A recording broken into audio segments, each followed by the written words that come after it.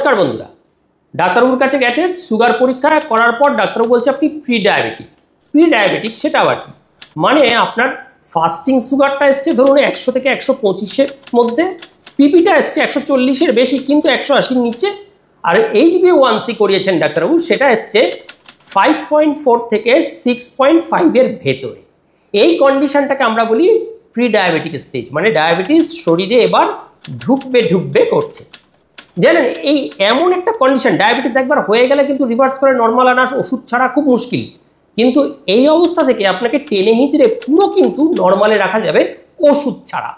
তাহলে কি করতে হবে, কিভাবে প্রি ডায়াবেটিক থেকে আপনি একদম নর্মালে ফিরতে পারেন, আজকে চলুন বুঝিয়ে বলি এটাই। এক্ষেত্রে আপনার প্রথম কাজ 1 নম্বর, তরল পানীয় বা তরল ক্যালোরিযুক্ত পানীয় সম্পূর্ণ বন্ধ করা। চিনি মেশানো জল, সফট ড্রিঙ্কস, জুস, এগুলো আপনার রক্তে দ্রুত গ্লুকোজ বাড়ায়।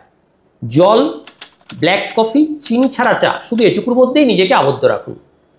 2, প্রতিবার খাওয়ার পর, খাওয়ার শেষে আপনি 10 থেকে 15 মিনিট হাঁটবেন, যাই খান।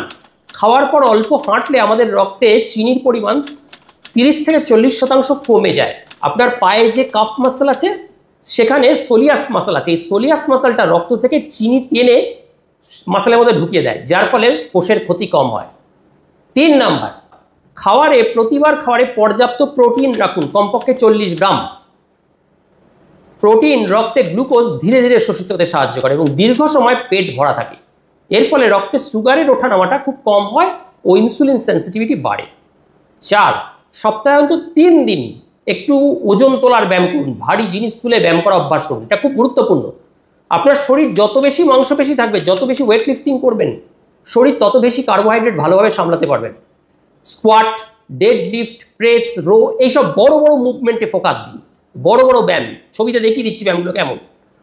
5, শুধু গ্লুকোজ নয়, ফাস্টিং ইনসুলিন টেস্ট করান। বেশিরভাগ ডাক্তারবাবু শুধু ফাস্টিং গ্লুকোজ আর HbA1c দেখে, কিন্তু ফাস্টিং ইনসুলিনটা দেখলে আপনার অগ্ন্যাশয়, আপনার প্যানক্রিয়াস কতটুকু পরিশ্রম করছে সেটাও বোঝা যায়।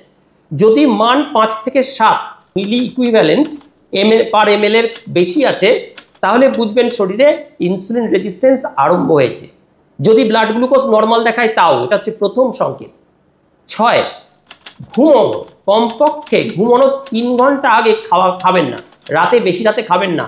7টা-8টার মধ্যে ডিনার করে নিন। বেশি রাতে খেলে ইনসুলিন খুব উচ্চ থাকে, তখন ফ্যাট ইনসুলিন বার্ন করতে পারে না, বরং ফ্যাট জন্মে প্রি ডায়াবেটিক স্টেজে চলে যাওয়ার চান্স বেশি, প্রি ডায়াবেটিস থেকে ডায়াবেটিস স্টেজে।